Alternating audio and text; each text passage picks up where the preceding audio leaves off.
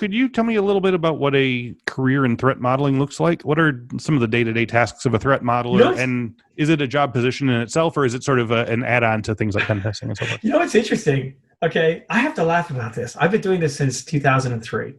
And I basically learned a lot from Adam Shostak. And Adam Shostak is considered to be the grandfather, the grand opus of, he literally wrote the book on threat modeling. Right, okay.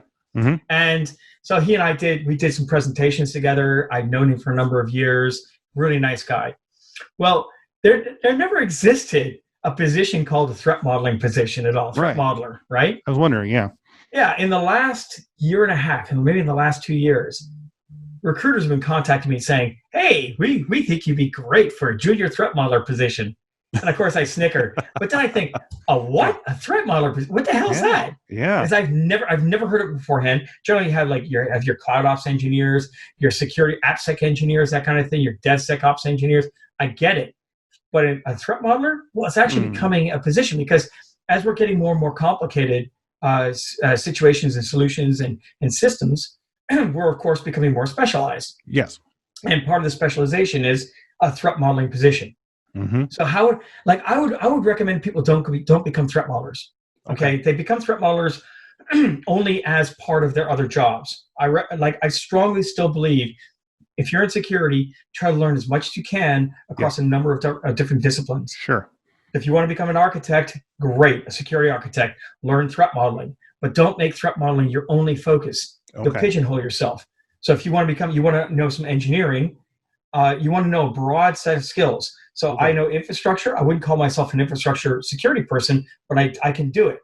I can do network security. Although again, I wouldn't call that my forte.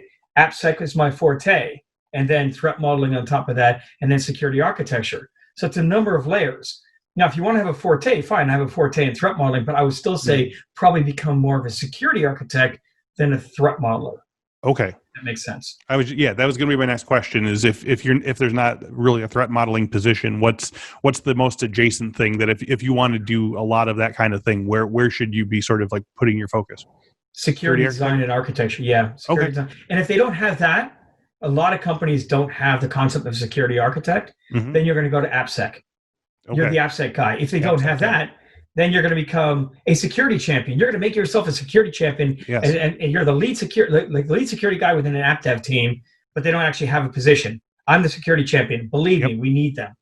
I should say we need you. That kind of thing. Yeah, no, we've had a couple of people talk security champions program on here before. It's important and it's underutilized, and it's one of those things that companies need to sort of have someone twist their arm a little bit. It seems like a lot of them are a little resistant, or Well, and I get it at my company too. And what I don't understand is, and my company's now starting to understand it, because I'm one resource, and I keep telling them, look, I'm one resource, and I spread myself across a number of different projects. Yes. If you want me to work at high capacity, allow me to dig into each one of those different teams and have a local representative there, which it allows me to spread my knowledge.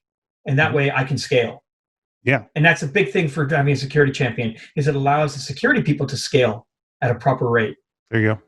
And then everyone minimizes. Well, what they do is it ends up being that you have less work overall across everyone. Right. I think it's a win-win. New episodes of Cyberwork are available every Monday at 1 p.m. Central. And don't forget to claim your free month of Infosec Skills. Sign up using the code Cyberwork, and you'll get unlimited access to hundreds of courses, hands-on labs, certification practice exams, skills assessments, and more. Use code Cyberwork for Infosec Skills.